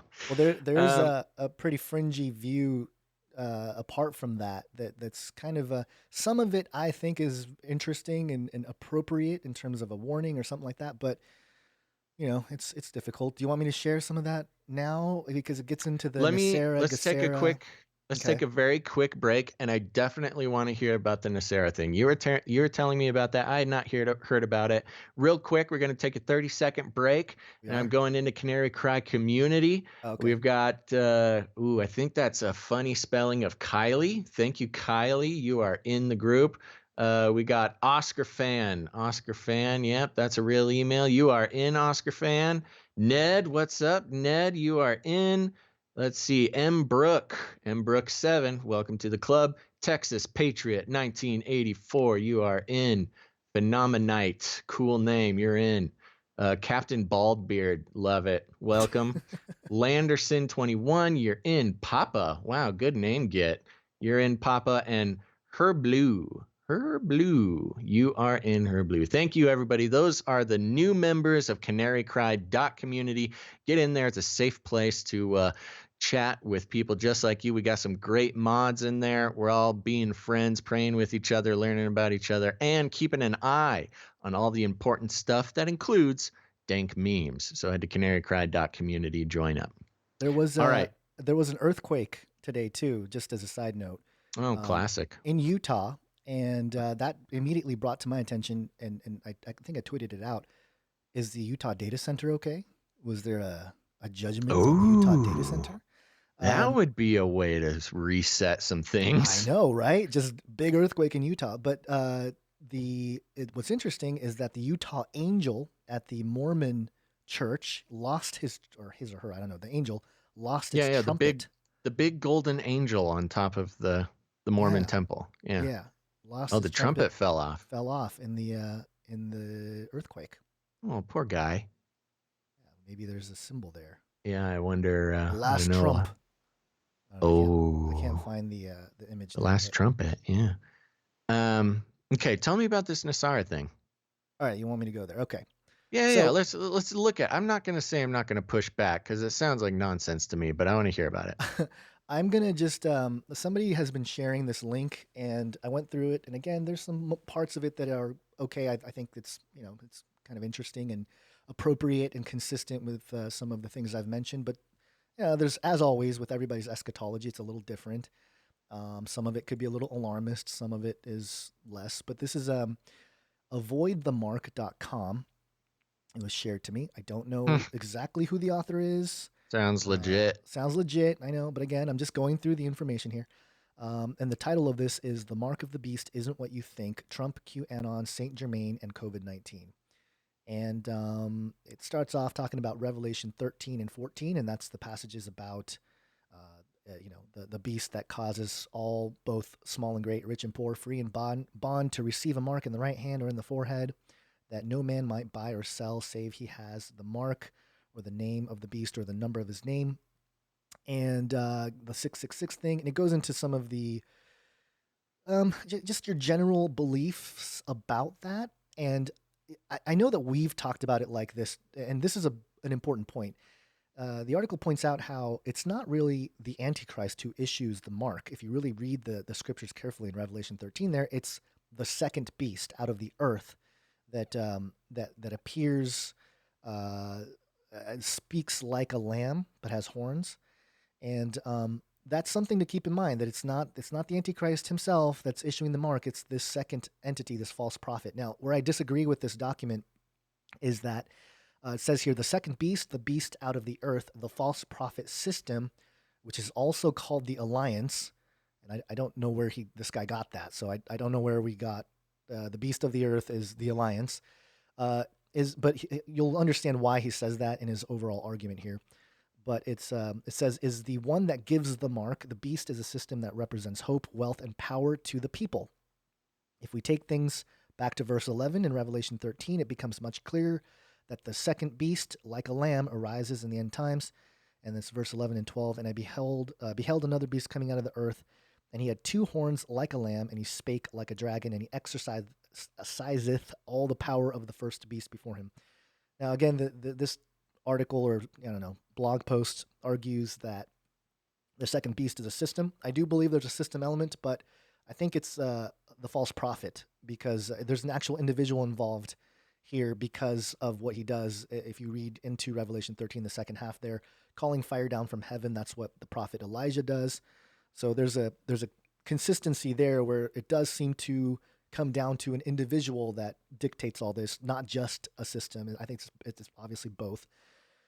But and then it gets into how the idea that the Antichrist is the one that actually issues the mark is a, quote, non-biblical Jesuit idea that's been popularized by media controlled by the first beast, according to this guy. It's a pretty intense claim there. And he references this American Horror Story show, I guess, where they even quote Revelation 13, but a little bit off. Have you noticed that, Basil, in like mainstream movies in Hollywood and stuff, when they reference the Bible, they'll usually not take it verbatim. They'll like switch around a couple words here and there, or have like a couple different things that change it up just a little bit. I don't know if you've noticed that before. I have, and I've noticed, they'll also, this is nothing new, but they'll, just take like 3 words of a verse, right, and will completely switch it around. Yeah. So basically he says here, the American Horror Story, this deceptive character even has a suspicious 666 scar behind one of his ears. This is completely inaccurate and only further perpetuates the lie. This represents the misinformation widely believed by Christians and non-Christians alike. However, Revelation 13:1 actually teaches us that the first beast is the Antichrist system, the spirit of Belial and his armies. The idea that there's an individual Antichrist is the most popular idea circulated throughout the world, but what's popular doesn't equal what's biblically true. And again, those are points of contention. The Bible mentions a man of sin, so it really does appear to be an individual man of sin. You're kind of losing me a little bit. No, I'm going to keep going. Let me keep going. Okay, we're getting to the heart of it here. I know who the Antichrist is. Okay. Chill out. Okay, so he gets into the two beast idea here. And what he's doing here in this article is he's equating the two beasts in Revelation, the first one and the second one, to the two polar opposites. The dark magic described these agendas as, quote, right hand or left hand paths, light and dark, bad and evil. And so we've often heard, and I know when I watch anime, oftentimes it's like they're all demons, but then there's like the good demons and then the bad demons, Mm-hmm. There's that whole white magic, black magic type of duality type thing. Mm-hmm. So that's what he's saying. He's saying the first beast is that evil side, and that second beast is that, hopeful side, the positive side. And he is arguing that side is what's taking over the whole QAnon and all the hope and all that stuff. He's saying is kind of the big misdirection, Trojan horse type of thing, where it looks like it's the corruption being eradicated, but in fact, the whole thing was on purpose. The whole idea was to get the world as corrupt as possible with human trafficking and drug trafficking, satanic ritual abuse, and sacrifice, and all that horrible stuff that we've talked about and people are exposing. Well, there's a light side, and remember, Satan appears an angel of light. So there's that whole concept. But let me get to the actual NESARA thing, because that's where it gets fascinating and has a connection to the whole COVID thing.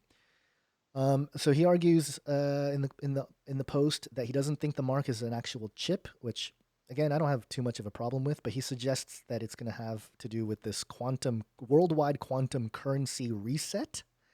And this is where I'm like, okay, this is where the information is murky, because some of his premises are fall on New Age, what New Age people have shared.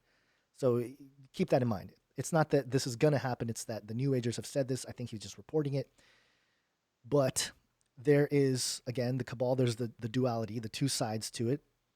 And I'm just going to read what he wrote here about NESARA, GESARA, and Saint Germain. Quote, NESARA began with Saint Germain.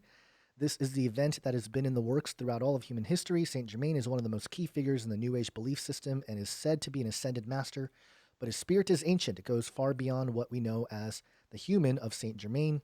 And later mentions how some people believe that Trump is actually a reincarnation of Saint Germain. And the reason is because there is this thing called NESARA and GESARA. So NESARA stands for National Economic Security and Reformation Act.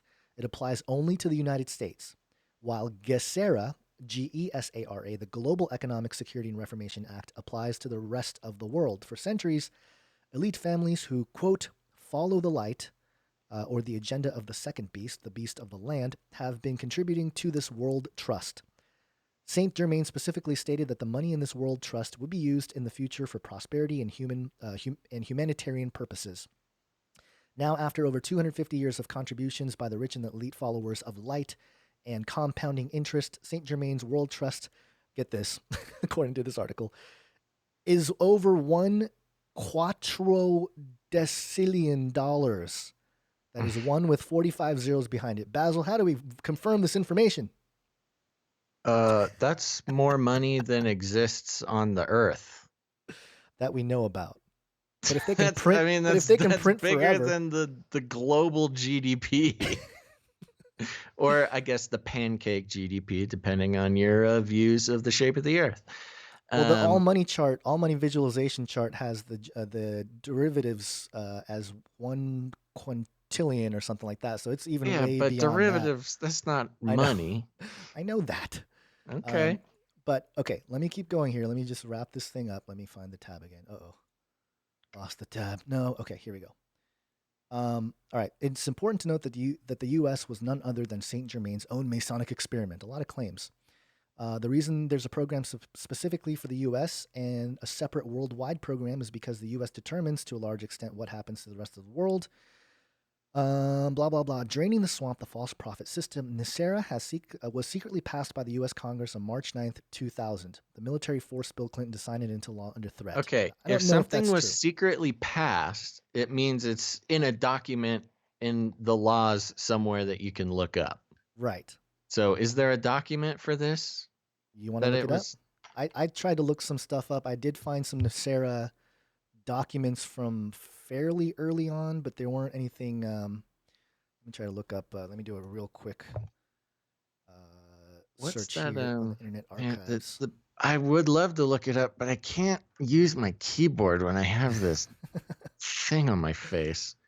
Yeah, there doesn't seem to be a lot of things. I don't know. Somebody really would need to old. link the document. If a law was passed, you'll be able to find the document. Right. Well, there's stuff in the 2012, 2013 time span.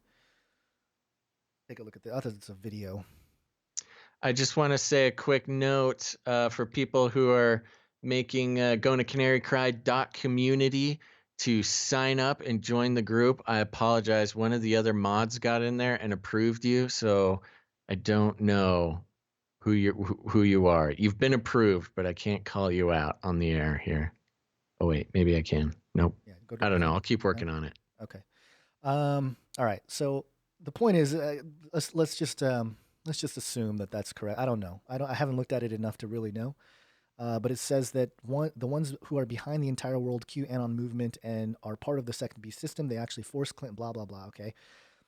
As a program, NESARA can be viewed from a couple different perspectives. The New Age says that NESARA is, quote, a spiritually directed financial program that can be attributed back to Saint Germain. It was derived or designated to provide a new economic system for the world during the time of transition. The transition they mention is happening right now with Donald Trump, the White Hats, and QAnon, and eliminating the cabal or the deep state and, quote, draining the swamp. The power is shifting from the dark cabal or the Antichrist system to the alliance or the false prophet beast system, or the false prophet system, from the first beast to the second beast, as we discussed earlier, or as QAnon likes to say, from dark to light. And that's the basic argument here. And the NESARA thing is interesting. If you go, you look at some of their documents and they talk about how they're going to put everything back on the gold standard, and there's going to be a Jubilee day where the debt is forgiven, and it all sounds fantastic. Yeah. The thing that's weird, here's what I'll say. Okay, who knows if this is actually what's going on?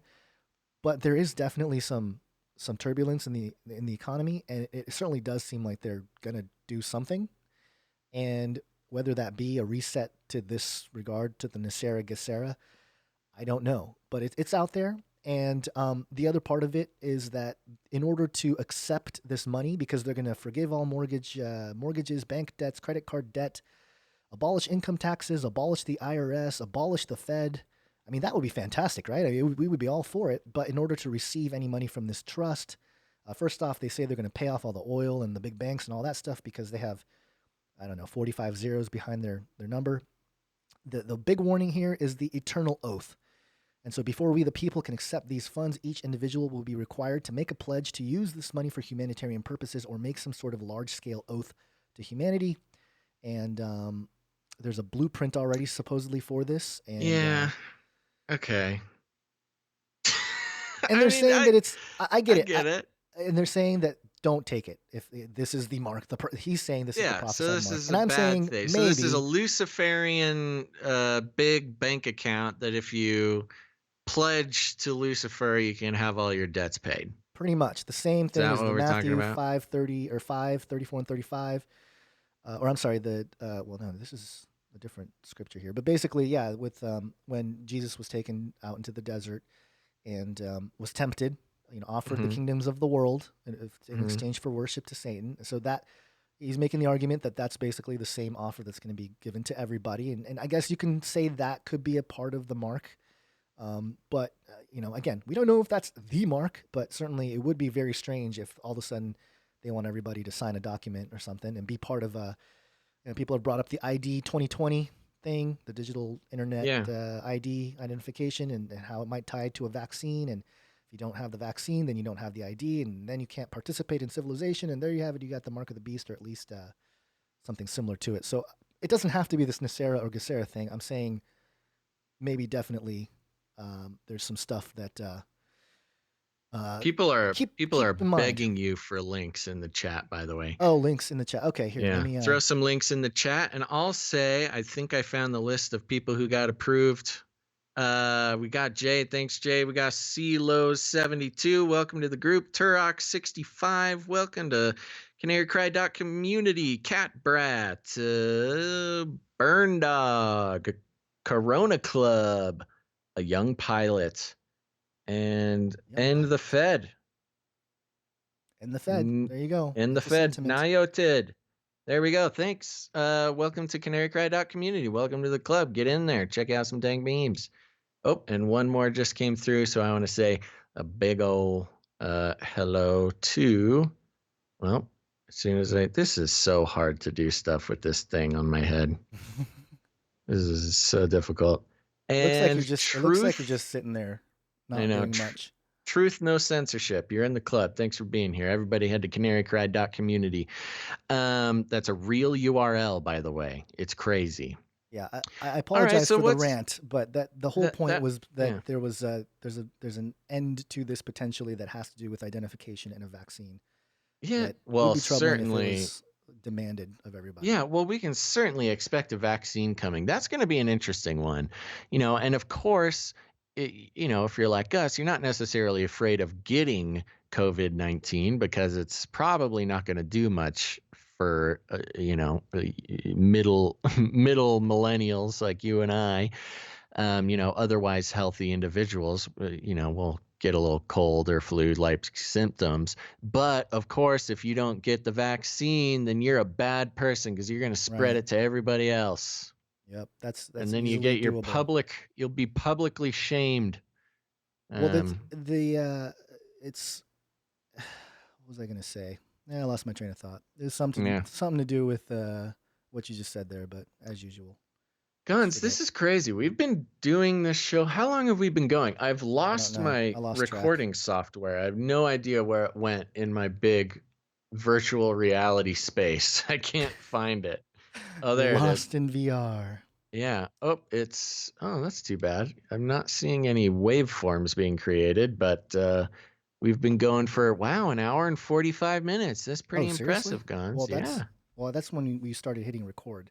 Oh, yeah. So I guess yeah. Well, I'm glad everybody made it onto the live stream because I am not seeing waveforms on my recording, and that is strange, and I don't know why. Oh, here's what I was gonna say, is that I've been hearing, and this has gone on for a while, but a lot of people think that the coronavirus, the form of it, the flu form, has already hit the United States, and that's why everyone was sick during the holidays and everything else. And that's possible. Have you heard that one? That people are like, I think I already had it last month. Yeah. Well, I think I might have had it too. Yeah, I fear. had a respiratory flu about 4 weeks ago. There you go. You might have had it. Yeah, and I kind of had a little cough that I was holding on, but yeah, I actually did not get diagnosed. I just I just had it. So I don't know. I very well could have had coronavirus, and if that's the case, sorry everybody in my life. It's a good thing you're quarantined then, huh? I did quarantine. I socially distanced myself when I was in bed dying of the flu for a week. Couldn't breathe. Yeah, or not dying. Either way. So, what do you want to do, Gon? Should we keep going? Find some more stories? I'm actually having fun, but I don't know if this would work too well on the actual podcast. But it's fun hanging out with everybody here. Yeah, I'm sure we can go into the chat and see if we can pick out a couple chat. Yeah, why don't you float around, see if you can find something in the chat, and I'll do some stuff while you do that. Here's something before we do the chat thing. Here's something that I wanted to mention as well. Okay. This is the Electronic Frontier Fund. This article was published on March 12th. Just want everybody to be aware of it. The EarnIt bill. Have you heard of the EarnIt bill? No. What is that? Is the government's plan to scan every message online. Oh my imagine gosh. an internet where the law required every message sent to be read by government-approved scanning software. Companies that handle such messages wouldn't be allowed to securely encrypt them, or they'd lose legal protections that allows them to operate. What? I'll read through. Well, I guess I'll read through a little bit more here. That's what the Senate Judiciary Committee has proposed and hopes to pass into law. The so-called EarnIt bill, sponsored by Senator Lindsey Graham and Richard Blumenthal, will strip Section 230 protections away from any website that doesn't follow a list of best practices, meaning those sites can be sued into bankruptcy. The best practices list will be created by a government commission headed by Attorney General Barr, who has made it very clear that he would like to ban encryption and guarantee law enforcement legal access to any digital message. Yeah, I heard of that too. That is complete madness. It's madness. And I think they don't use the word encryption in the document, from what I understand, but they say, like, we have to be able to access the messages, like private messages, which implies breaking the encryption or just removing the encryption. Yeah, well, you'd have a back door. Every company that does messaging, would have a back door, which most of them do already. There's only a very select few. Signal is one that I trust. If you're not on Signal, you should download Signal and use it to chat with your buddies. Just for, and there's always what do you got to hide? Why are you trying to protect your privacy? Well, I don't know why I had to take that attitude with it. Very fine people.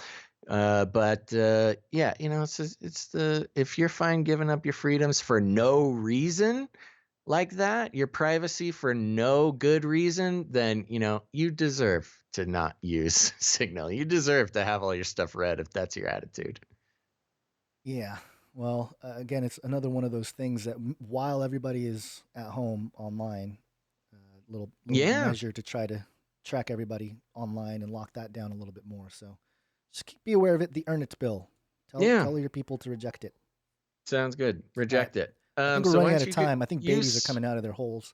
Okay, you search for anything we need to address there. And I just want to let everybody know, thank you so much for tuning in to I don't think it's our first actual live stream, but it's definitely our most successful live stream. Very happy about that. Remember, you're listening to Canary Cry News Talk. Head over to any podcast app and search Canary Cry News Talk. Subscribe. There are 170 something episodes for you to listen to. They're usually much shorter. This was a special one because we wanted to just get all the coronavirus stuff out of the way so we didn't have to hit it every single week. So there's a bunch of stuff. We hope you enjoyed it. Thanks for hitting the chats. Thanks for tuning in. Here's the thing. Remember, we've got a Facebook page for Canary Cry Radio. If you have not yet done that, head over. Click like on Canary Cry Radio on Facebook. You can also join the Canary Cry community on Facebook if you're more of a Facebook person.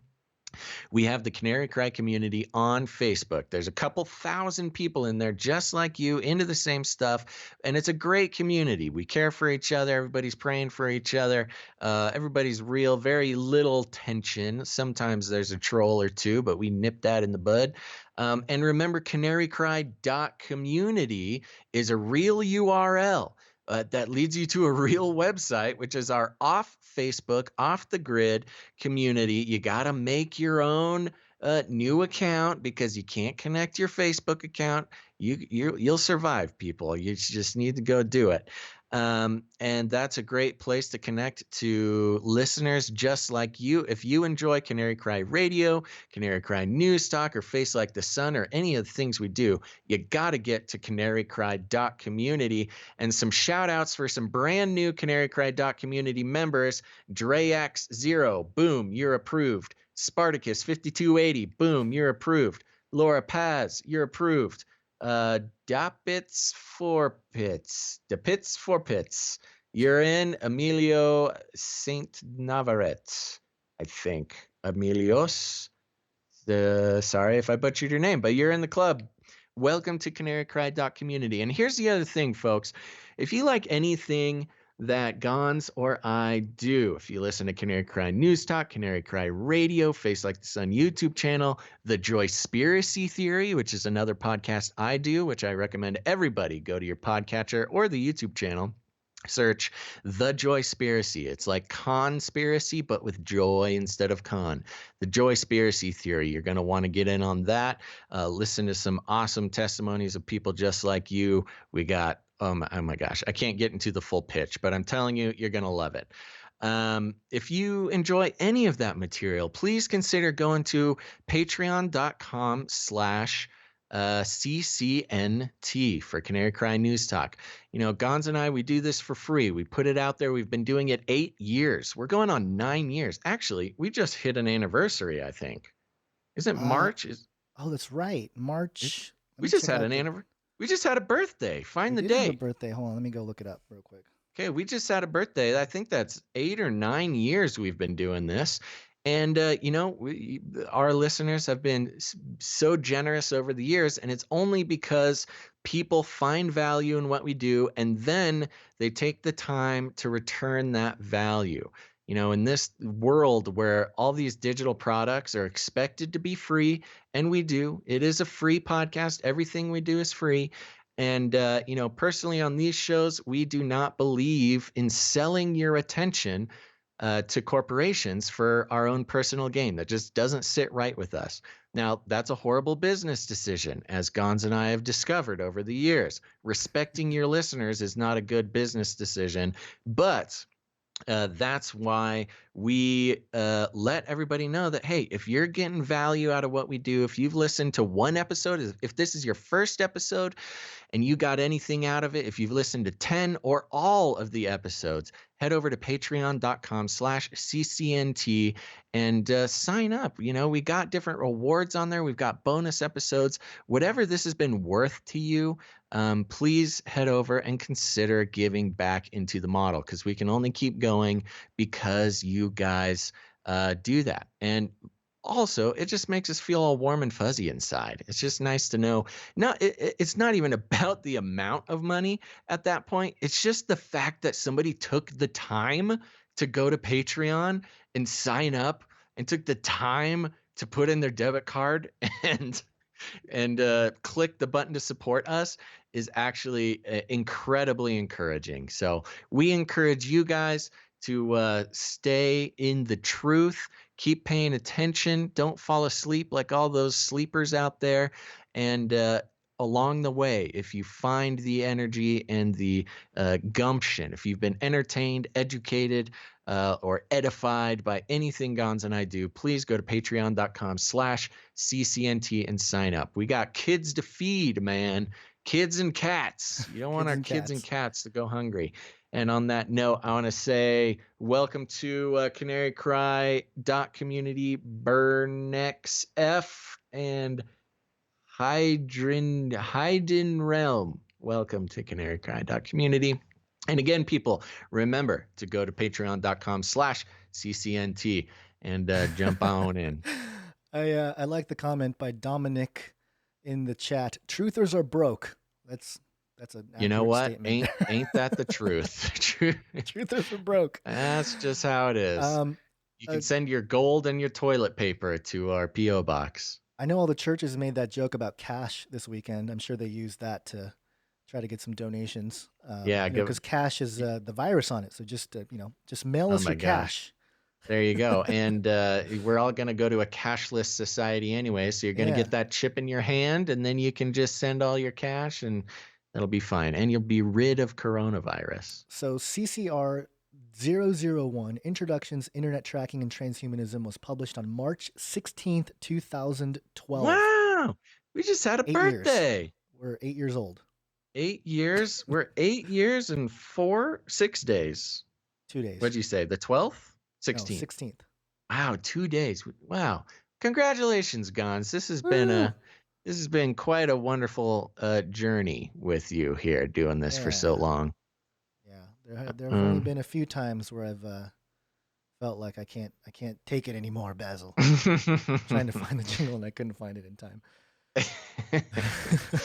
Oh, we're having some shout outs for Age of Deceit. Make sure to go check out most of these people are on FaceLikeTheSun YouTube channel, aren't they? They are. Yeah, also, if you're on YouTube right now, go search Canary Cry Radio. Jump into subscribe to the Canary Cry Radio YouTube page, because we have episodes coming out there as well. Okay, Gons, you got jingles ready for end of show here? I do. Okay, here's the thing, folks. There's 600 of you out there now. I lost about 100 of you pitching for Patreon, but that's just what happens. But hey, now you've had the experience. You've experienced the Canary Cry News Talk bliss. Make sure to subscribe to all the podcasts. And here's the thing. You guys still got friends out there who are getting their news from the mainstream. And what you got to do is you got to grab them by the cage and shake it. Where are the aliens? I want to shake things up, stir up some controversy, rattle a few cages. Hey, stop that! You'll never silence me. I'm the last angry man, a crusader for the little guy. Leave the bird alone. Never. Rattle a few cages. Rattle a few cages. I can't deal with it right now, Basil. That's right, everybody. Go ahead and tell your friends Canary Cry News Talk is the place to be. And we will make sure to put out another episode next week. I think we're going to do some more of this live streaming, whether or not we do it for this show. But keep an eye on all of our platforms, because we're going to be doing it more. Gons, any last words? I think that's it. I'm reading through the chat here, and it was really great to see everybody in the chat. It was pretty nice. Every once in a while, you see a comment, and somebody triggered. being mean, getting triggered. It's okay. That's okay. That's all right. That's the life we live, Gons. All right, Stay everybody. watchful. Thanks for tuning in and listening to this episode of Canary Cry News Talk. Make sure to tune in next week. But until then, think outside the cage.